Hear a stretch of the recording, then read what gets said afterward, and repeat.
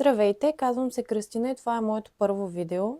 Много отдавна искам да създам място, на което мога да бъда себе си, без преструване, без филтри, без роли, без натиск дори.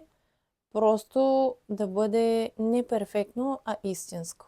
Как се роди идеята ми за това да създам мой YouTube канал? Всъщност от години, както вече казах, имах нужда от пространство, в което мога да говоря свободно. Обичам разговорите, които стигат по-дълбоко за живота, за човешкото и за това как всъщност се справяме в трудностите си. Не защото имам всички отговори, а защото всъщност аз самата съм в процес на себепознаване. Мога да ви споделя, че всъщност ще има три основни посоки. Първата ще бъде личностно развитие, втората е влогове и реален живот и третата е история. Със сигурност ще има и хаос и реалност, както е в живота.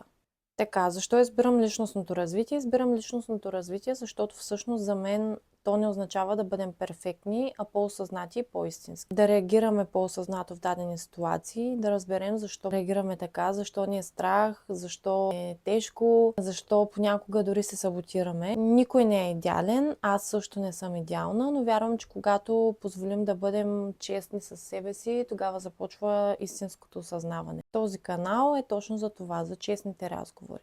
За това как да се върнем към себе си и да си позволим това отново да бъдем. Искам моят канал да бъде пространство, в което човек може да си поеме дъх. Да чуе нещо, което му напомня, че всъщност не е сам и да намери спокойствието. Смятам, че ако дори едно мое видео накара поне един човек да се замисля, значи това, което правя, всъщност има смисъл.